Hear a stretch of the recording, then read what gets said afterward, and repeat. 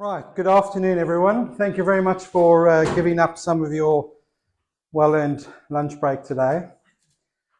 Just to introduce myself, my name is Roger Wood. We're joined also by my colleagues Rachel and Trudy, and we've come across from Innate Family Chiropractic Centre. We have presented here before. Oh, we got people who've been before. There's one or two faces I recognise. So just to go through some of the formalities really, we're going to cover a couple of topics basically mainly relating general terms of health and well-being. But none of what we cover today is really looking to cover any specific treatment, any specific condition, and none of this is necessarily relevant to any one of you as an individual. If there is anything which comes up now, which is more pertaining to yourself, more than happy to discuss that individually, or as always, just encourage you to discuss the relevant issues with a relevant professional. So with that out of the way, what we're looking to do today is spend some time with you to cover some topics on, which seems straightforward enough, health and well-being. And what we're going to introduce you to a system that we use in our centre, which I call the PEC system, which is relating to how you can analyze and work through either a health crisis or assess your health status. So the interesting thing with health and well-being is when you stop and think about it, what does it actually look like? We bounce these terms around of being healthy and our well-being, but what does it look like? See, because the interesting thing, when you stop and you speak to people, many of us have already been aware of that marathon runner who drops down with a heart attack, or that lovely old lady or old man at 90 who still smokes a cigar and has to have a couple of shots of whiskey every night, and they've done it all times, but they've reached an old age and they've never had really any significant health issues. Or we see a fair amount, and Trudy and I were speaking about this in the car over, of the unhealthy vegetarian. The one who we talk to and find that they have a vitamin B12 deficiency or vitamin K deficiency because they don't eat certain foods. You know, vegetarian by definition can certainly eat chips and cheese. And when we get into the vegan side of things, it's even more restrictive. So we forget that we can actually have an unhealthy vegetarian, because the concept of a vegetarian is eating that plate on the right. So when we stop and think about it, we look around us at our colleagues, at our family, and say, well, so-and-so looks healthy or seems healthy. How do we know? What does it actually look like? What is health and well-being? So we go back into the Constitution 1948 with the World Health Organization that defined the actual concept of health as being a state of complete physical, mental, and social well-being, and not merely just the absence of disease. 40% of heart attack victims, their first sign of an issue is death. 40% of deaths from a heart attack have no initial symptoms before. So it's not that we get signs, not that we know what a healthy person is. So we tend to look at health, we tend to look at research. And the challenge with research is designed to ask more questions, not necessarily find answers. So we read one research paper and say, well, that's the answer. And if you're critical about it, you may well hear 1 minute the concept of caffeine being a stressor, and people have caffeine end up getting headaches. So we stop having caffeine. And then down the line, we hear a research article that a caffeine helps dilate blood vessels and can be beneficial for headaches. So sometimes research confuses it, because research is never actually about finding answers. It's about asking more questions, and we get more and more questions, and we get the same answers. We come up with likely a truth until something else proves it the other way. And the challenge with research is to, ideally, the gold standard of research is the double-blind study, where you take as many variables out of the equation as possible. So if you take a plant, and we come up with a hypothesis and research and saying, I think sunlight is important for a plant to grow and thrive. So what I'm going to do is I'm going to take a plant, put it in the windowsill in the sunlight, but I need to take as many other variables out. So I'm not going to do anything else but just put it in the sunlight. What do you think is going to happen to that plant? Eventually, it's likely to die. So we say, well, sunlight's not important, so I think water is. So I'll take that plant and I'll put it into a cupboard with no sunlight, nothing else, and just give it water. What's likely to happen to the plant? Die. So we say, well, water and sunlight aren't important, but it needs food. So I found out what food is important for this plant, so I'll put it away from light, no water, and just give it food. What's likely to happen with that plant? It'll die. So this is the challenge with research. If we try and get it so much that we just research one thing and we apply that to health, and we apply it to nutrition, it always falls short. Because all of us here are individuals. We're very different. So research gives us guidance, but it's very easy to prove fact one way or the other. So we've got to be a bit critical with research. And research by design is critical of itself until you find absolute truth. Because we all know that if those with green fingers, we would obviously need some sunlight, but not too little, not too much, depending on the plant. We need food and we need water.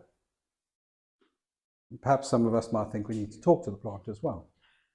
But it needs a lot of variables all to come to play in the right way for that plant to thrive, not only just survive. So we've also come out of a significant moment of history where we've all been challenged with our health. So I'm going to ask a question. I don't want you to answer this now because we'll come back to it later. And maybe I might have reinforced your answers that you have for yourselves, or you might come up with some different ones. But not so much what have you learned about COVID or the virus or so, although that might come into it, but what have you learned about coming out of the pandemic about health, and more particularly about your health and what's important? Because some of the things we go through might actually help you answer that better. So don't answer that, but have a thought ahead and think, well, these are the kind of things that I've learned about my or our society's health relating not so much to COVID, but also the pandemic, the whole concept, rather than picking just on the virus. See, in our practice, we have two main important principles or cohorts that we work by, and that's chiropractic wellness and the principles of functional medicine. In chiropractic, we talk about terms like wellness, we are nervous system based, the concept of vitalism, holistic drug-free healthcare, robustness, the body having an innate ability, an inborn ability to express health, to be self-healing, to be self-regulating, and to function at its optimum. We appreciate to understand that the body is always trying to operate at its highest level. No matter what we throw at it and how it expresses its health, it's always trying to operate at its highest functional level. And it's always expressing health. So we could spend hours just on any of those topics. And when we look at functional medicine is a system of analyzing how we function and applying it to modern day lifestyle and how it influences our health. See, certainly over the age of 50, most of our health issues are lifestyle based. Cancers, heart disease, and we're even now finding that dementia is really regarded pretty much as the third diabetes, type 3 diabetes, and you've got diabetes. These are all chronic lifestyle issues. And we identify that there are stresses that when we have an imbalance of it from a physical, emotional, chemical perspective over a long period of time, that influences our health. So today, I'm going to encourage you to ask more than one question. Whether you see a chiropractor, your homeopath, your GP, start asking, thinking of what and why. Because we're very good at saying what, but we're not very good at why. This is an example. If you had a flat tire and every morning, the what would be what's going on, my tire is flat. The answer to that was there's no air in it and I need to get to work. So what do I need to do? I need to put air in the tire so I can get to work. So we get a pump, we pump that up. And that solves the problem. The problem was I have no air in my tire, I got to work. Next morning, it happens again. So we get the pump, we pump up the tire, we go to work. As long as I've got the pump and I do that every morning, I can still keep functioning going to work. Seems logical. I have a solution to the problem. That's the what. But all of you now would say, but that's daft. You've got to figure out, why is the tire having no pressure, got no air in it in the first place? Because if you can figure that out, it might be a faulty valve, it might be there's a puncture. If you got to that out, you wouldn't need to use the pump all the time. So that's the why. Why is the tire going down? Now, if we apply this to health and we twist it slightly, many people are taking a blood pressure tablet every day to bring their blood pressure down to an optimum level. So they've got the what. I know what to do to get the blood pressure down, but many people don't go through the why. Why would the body be having to express high blood pressure? So the answer is not that someone should come off blood pressure. They are doing their job. But very seldom do we go through the why. Why is it happening in the first place? Because when you look at the most commonly prescribed medications in modern society, they're blood pressure, they're statins, they're antidepressants. And when we go back to the what and the why, the stat which really scares me, particularly with having boys, is the biggest number, the highest killer under the age of 50 is suicide. So no one's asking why. What's going on? So under 50, we've got suicide. Over 50, we've got chronic health disease. Doesn't say much about the what and the why. We're not talking about the why enough. So in our modern day health system, we have two systems. We have a sickness care system and a healthcare system. Healthcare is bounced around very wishy-washy these days as it covers everything. But actually there's two very clear different elements. Sickness care is mostly about symptoms. Your high blood pressure is a symptom of something going on, but so we're very good at managing symptoms. We take pain medication to manage pain, but that's the what, not the why am I having the pain. So that's a sickness care system.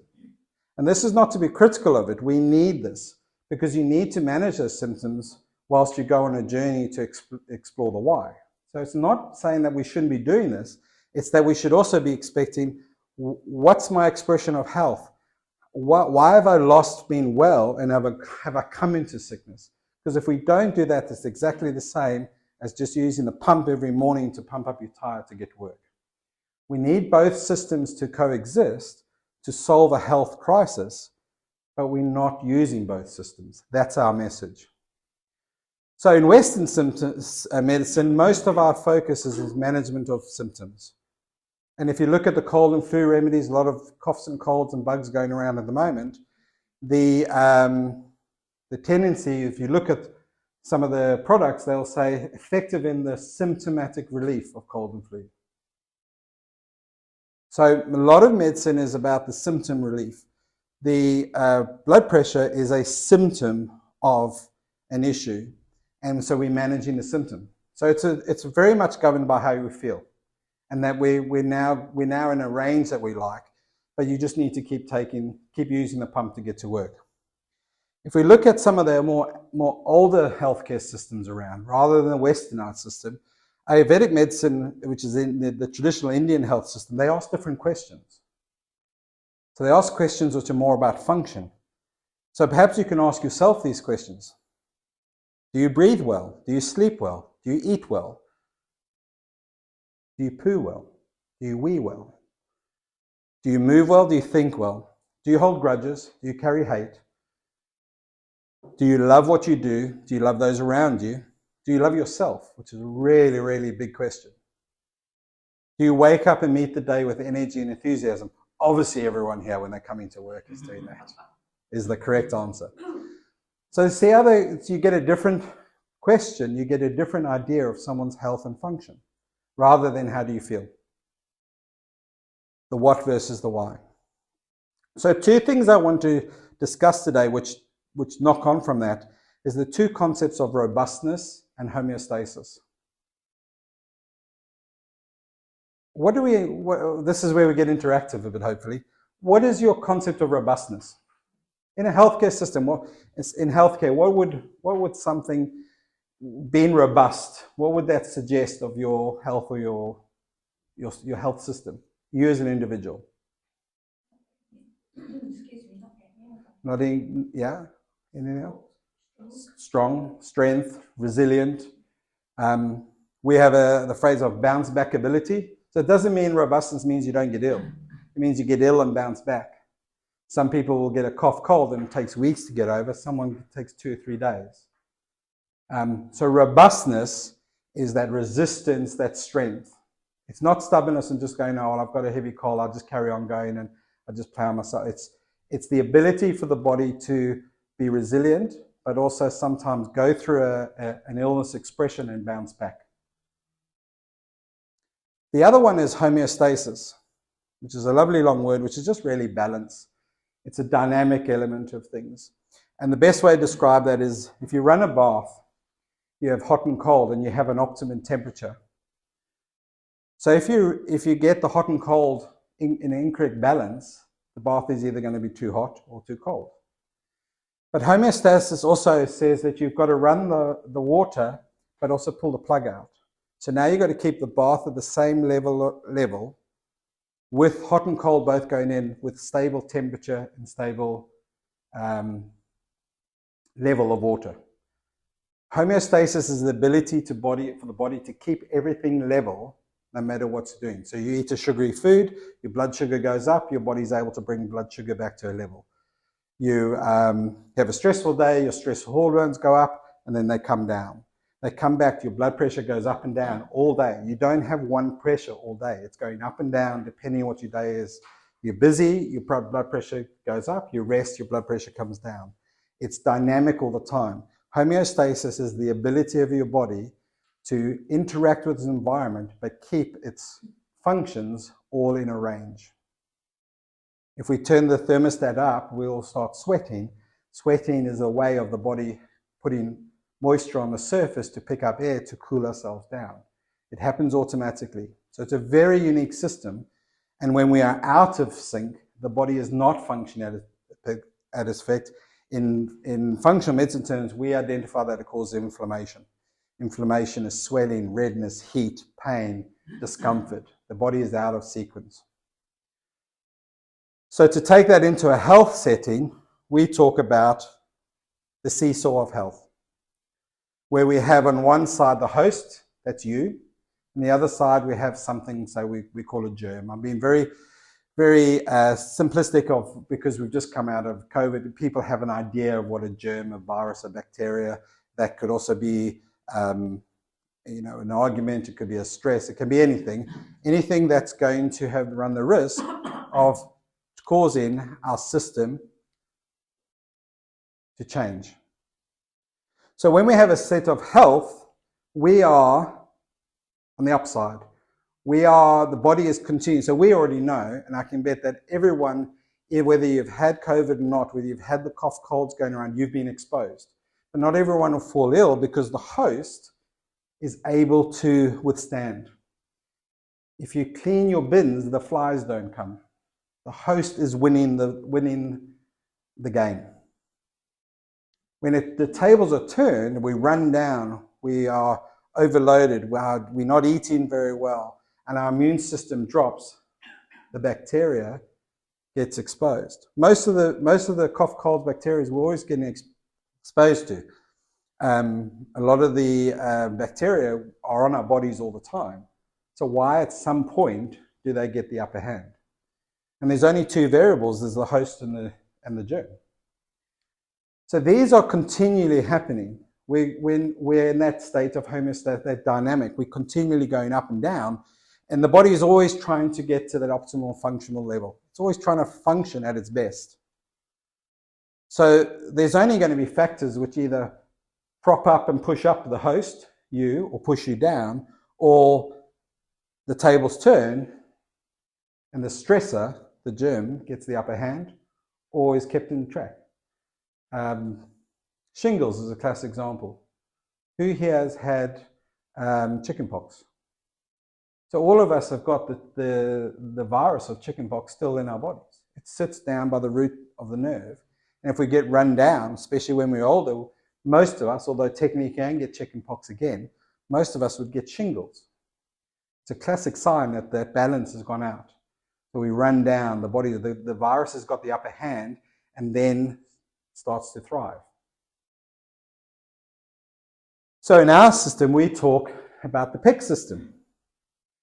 The PEC system is physical, emotional, and chemical. So they are not independent, but we like to talk about our lives and on a lifestyle element of physical, emotional, and chemical. Physical is like what we do. Are we exercising or we're not exercising? Do we lift something and injure ourselves or do we not? So it's either we're moving too much or not moving at all. Emotional is we're stressed. We've seen a huge amount of emotional coming out of pandemic. And then we've seen then with kind of cost of living crisis, we've got a war in Ukraine, and then people are getting bombarded. I don't know about you, but in our practice since the last 2-3 years, I've never seen long-standing chronic stress patients like this in my whole 25 years of practice. The emotional stress and bombardment on our systems is huge. And then we've got chemical. Chemical can be food, nutrition, which most people think of, but it can be the cosmetics that we put in our skin, the air that we breathe. They're that chemical element.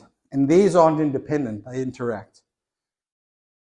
Because the marathon runner who's overstressed, not sleeping well, is emotionally overloaded in their plan to complete a marathon, and his nutrition is shot, the whole system can be out.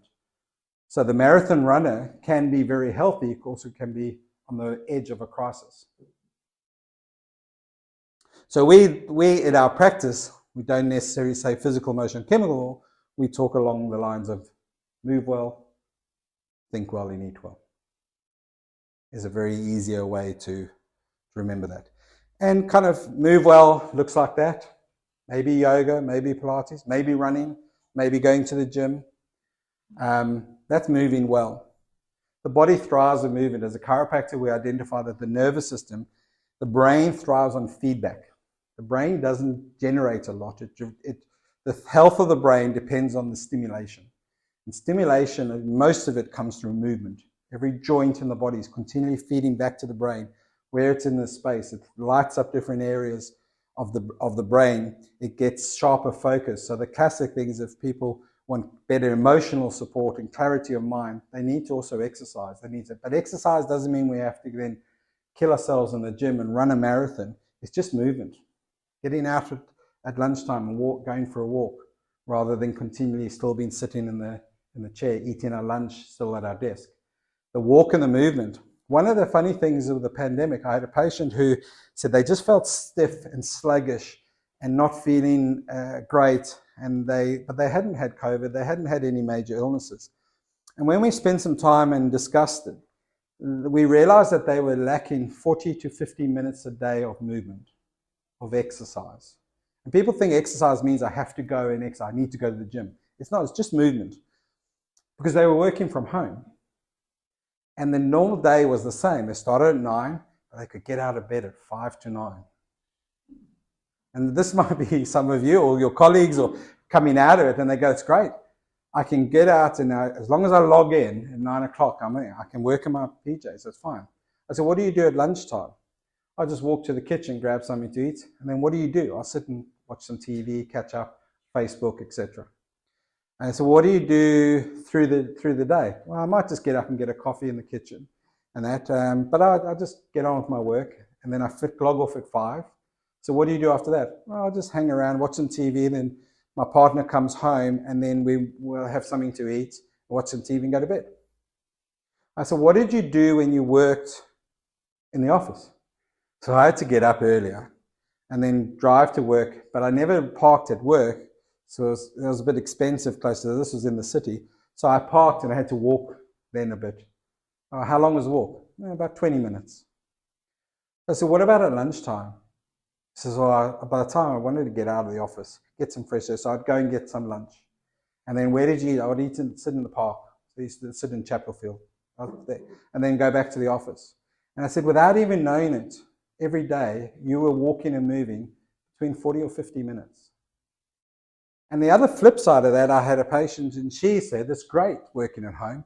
I can get up at my normal time. I can take the dog for a walk around so it doesn't bug me when I'm trying to work. And at lunchtime, I've got enough time to do my yoga. In the afternoon, I take the dog again and then get back in time. My husband and I then cook and we watch a movie. Fairly much the same working day, but totally different move well process. Based on the fact that they changed their work relationship of commuting. So it's very interesting of just seeing how one was thriving, one wasn't.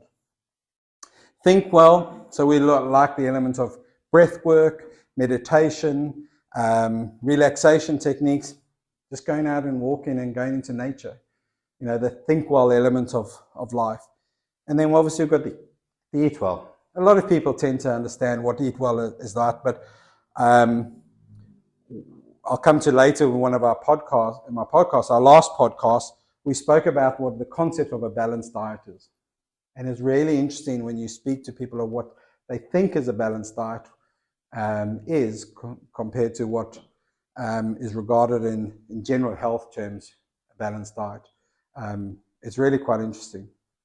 So when we talk about the physical, emotional, chemical, the move well, think well, eat well, we talk about when this is out of balance, it creates a stress load, or stress onto the body.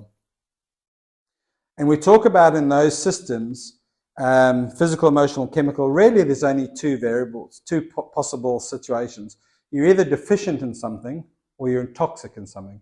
You're either doing too little of something or too much of one thing. So physical, too little movement, too much movement. And believe me, there can be people who over-exercise. There's people who do physically too much. Emotionally, too little, no purpose, no reason to get out of bed in the morning. Emotional, too much commitment, overload. And the same with chemicals, toxicity, not enough, that unhealthy vegetarian, deficient. Or we can have too much of something, high-priced food, too much, we can overeat. So the key thing as I said, is that with exercise, it's a multi-different system. So these areas don't work independently, because who hasn't then been overstressed, so physically can't get to the gym or go for a walk. They've got a deadline to make, so they haven't got time to make food. So they grab a takeaway on the way home, so that they're chemically not eating as well. And that's fine if it's a one-off. It's not going to make a big difference to their healthcare. But some people will do that every day. And that becomes the toxicity or the deficiency. So if there's anything to take from it, is to look at health and well-being in the element of physical, emotional, and chemical, toxicity and deficiency. See, at the end of the day, there's only two things you can do. You can add what's lacking, or remove what's impeding or preventing your body to expressing health as levels. So if you want to look at health and well-being and make it simple, look at physical, emotional, and chemical, and each one of them, how am I functioning? Am I toxic or deficient? So I joke, but my brain is simple. I don't like all the complicated, try this and do that, and keep it simple.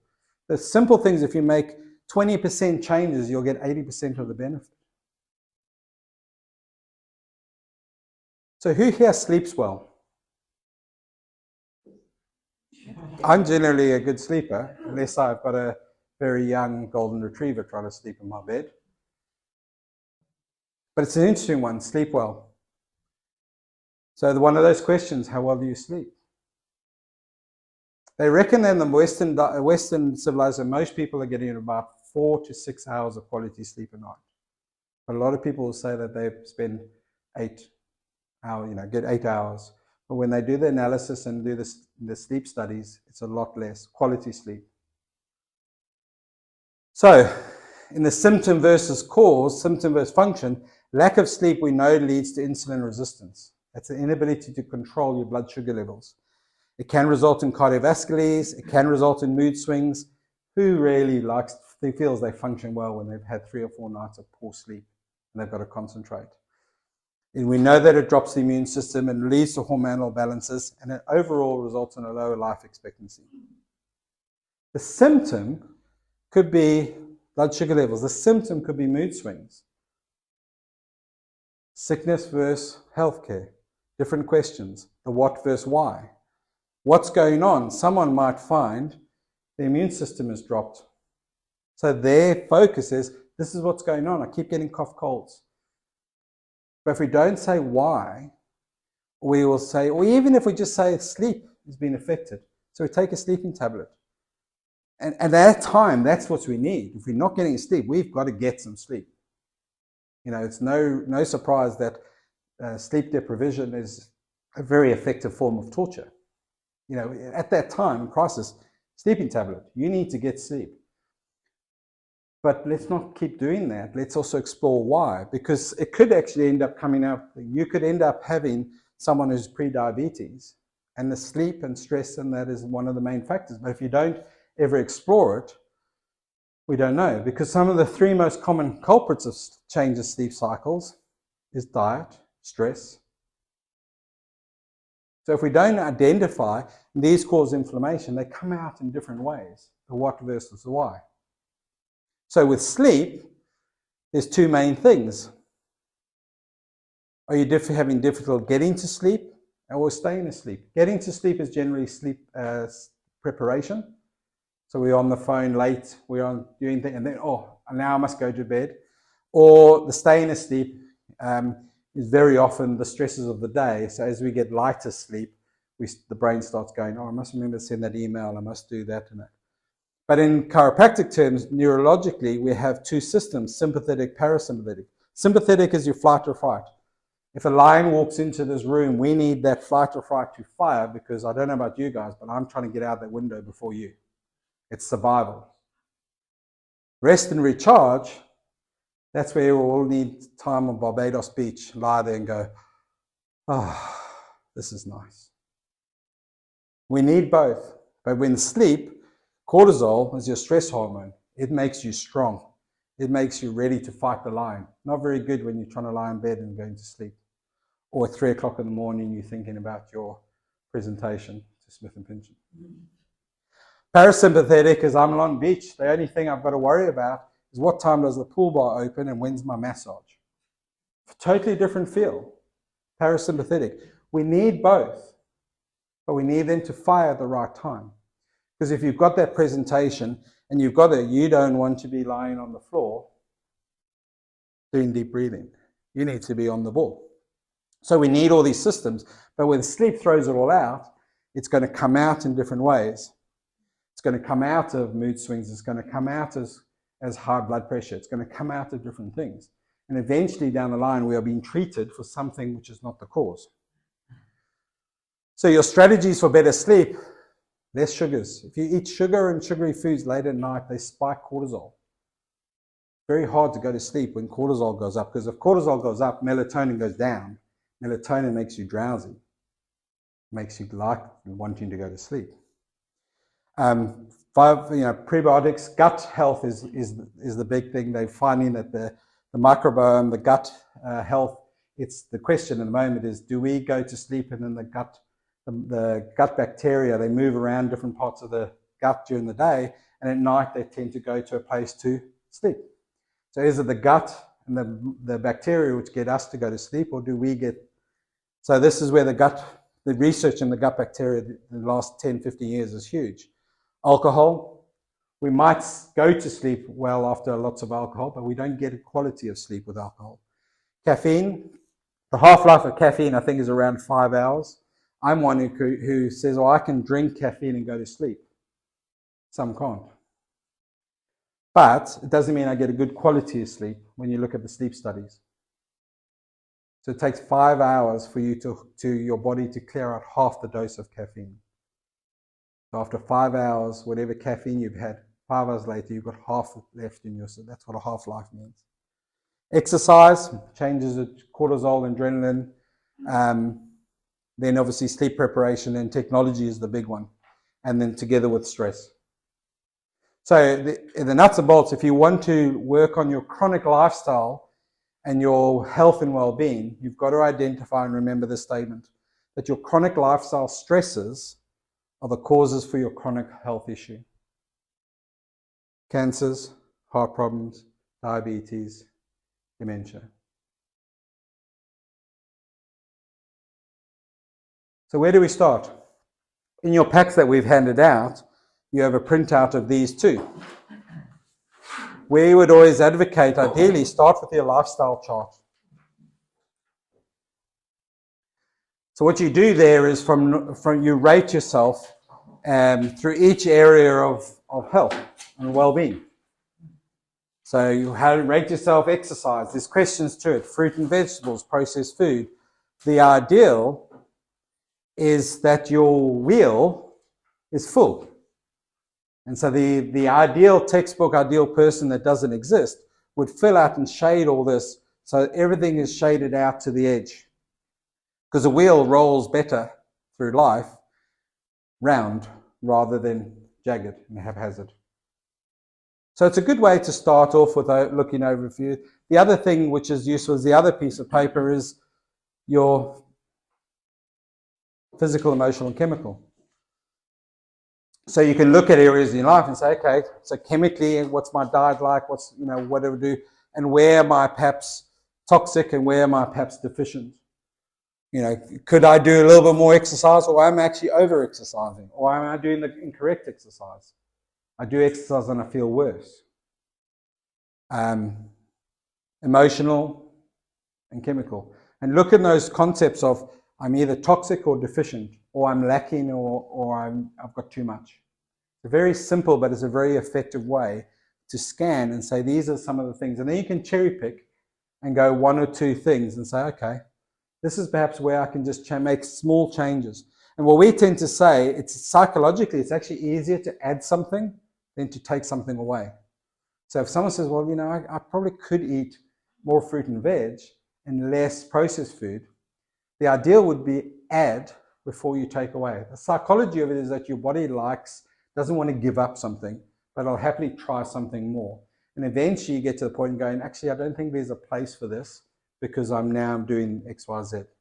So the psychology of it is trying to make it beneficial, carrot or the stick.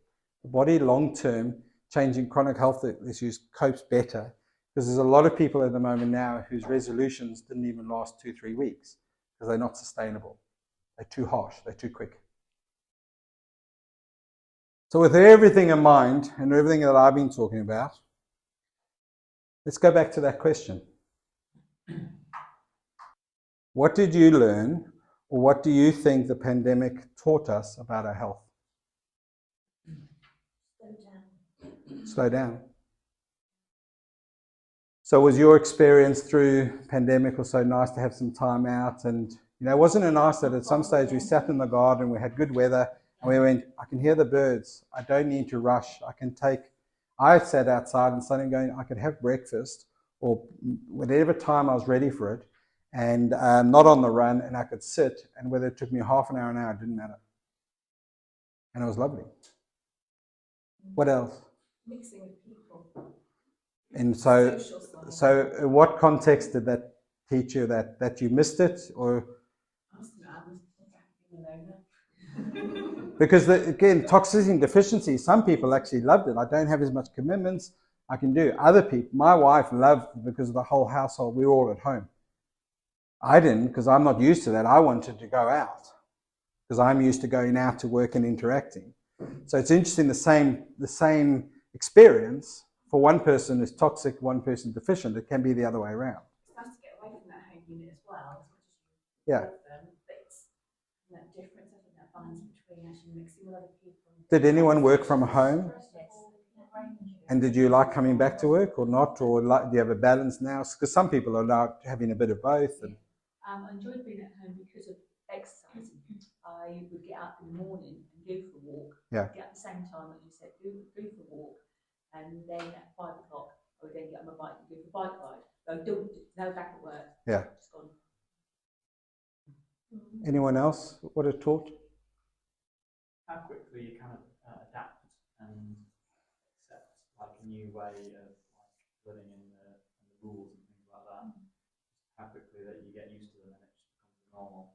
And then a couple of years later, looking back at what we were and weren't doing, and how quickly again we've adapted to have normal life. Who slept better?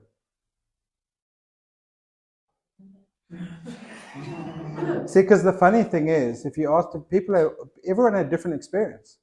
Because I had patients who, being in lockdown, was the business owner or so was stressed like anything. They didn't know what was going. So there's some people's sleep pattern was terrible. And then post-COVID, people came back. The essential workers hadn't had time off, and then they were absolutely shattered. And other people like, oh, I'm so glad to get back to work and get to my routine. So it's interesting with that physical, emotional, and chemical of how varying the responses. Well, my experience through our patients was, as I said, I've never seen a population group showing signs of chronic stress, and still are, in my 25 years of practice. And that's just people coming in going, I'm okay. But their physiology in their body is saying, that your body's telling me totally the opposite. Or like this, I'm okay, yeah, I'm back, So we had that. The thing for us was also interesting because the concept of immunity came up. Of some people were afterwards saying the vulnerable groups, apart from the age, which we can't do much about, but a lot of people went and said, I've got to improve my health. I don't want to be in those categories which are vulnerable. So it also made some people think about their health, their chronic stress. So I've had some patients change jobs.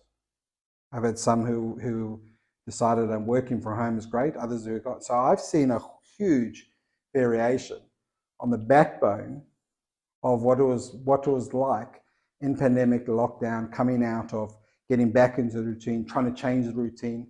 I've had some who have gone from high earners to low earners by choice because they want their healthy balance. I've had high executives suddenly saying, I see my family more. It's not worth chasing the extra pounds. I've seen others who come up with new innovative technologies and businesses on the backbone of COVID. So it's been a really interesting social experiment without going into the whole virus itself, but from a healthcare and a well-being perspective, it's been fascinating and still is, because it's still unraveling. Because at the moment also we've got lots of cough, colds and things going around, and some people are going, actually, the interaction with everyone else and sharing germs and boosting our immune system seems important. We have the strep A with school children, and they turn around saying the challenge with this is that they haven't had enough interaction for a number of years, so we haven't been exposed. So we need to the concept is we need to be exposed to some germs. We need to share these things because it boosts our immune system. Whereas we could quite easily be feel it's like we've got to lock ourselves away and everyone is a danger, so we're going to keep everyone apart. Now we're going, actually, we need to socially interact. We need kids to play. We need kids to eat sand. There is a place for that. Not loads of it, but there's a place. So the pandemic's been great from a healthcare. And I always said that if you're a PhD grad and looking for a research project in sociology and immunity and immunology and psychology or so, the pandemic has just been brilliant because you've watched society on so many different levels. So if much of this resonates to you, these are some of the professionals and people around where are talking along similar lines to what I presented today. Some of them you'll know from TV, some of them you might find on social media, some of them are involved in the nutritional side, some of it on the mental health side, some of them in life planning. So there's loads of resource out there, and social media is great, but ideally cherry picking and following people and getting different ideas, but not necessarily one person has got all the information. But like the research element, finding bits and pieces and then finding your own truth is what we'd encourage. if what I've been going through and what we're talking about from our practice resonates with you, you know where to find us. I mentioned the podcast I do with Ollie Matthews. The most recent one we did was on the balanced diet, on the observation. So it is unplugged. We don't really have a set script or toe. We usually just pitch up, I just Ollie, and then we go, right, what are we talking about today? And we go. So if you'd like to follow us, you know, the usual places you'll find us. That's also recorded and videoed on YouTube. And then on social media, we mainly tend to use Facebook and Instagram these days. And then we've just eventually had our new website done. So you'll find also information about the functional medicine side of things, chiropractic side of that. So hopefully, when it comes to anything along vitalistic functional healthcare, you know, we exist and where we come from.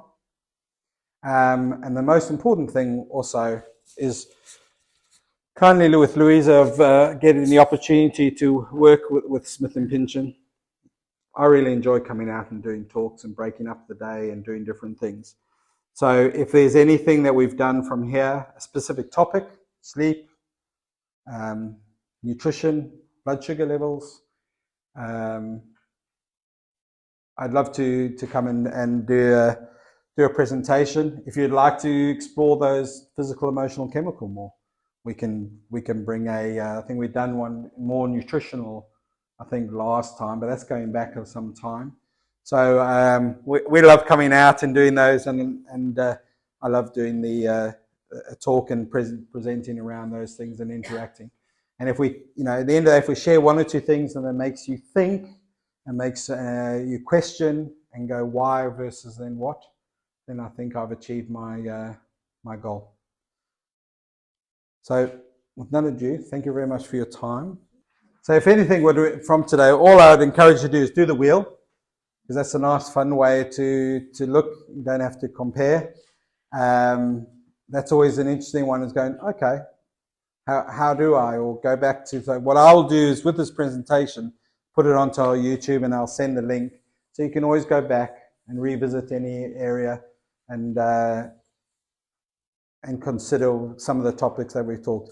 But if the thing I encourage you to do the lifestyle wheel, or I call it the wellness wheel, and then even just look at life along physical, emotional, and chemical. And you'll start seeing the patterns, not only in perhaps yourself, but in society around, and start asking different questions. I hope it's informative. And as always, any questions you can direct to Rachel, Trudy, and myself. We'll hang around for a little while anyway as well. But you know, we've got our contact details. We're more than welcome to make contact with us and engage further. That'll be lovely. Thank you very much for your time. Thank you.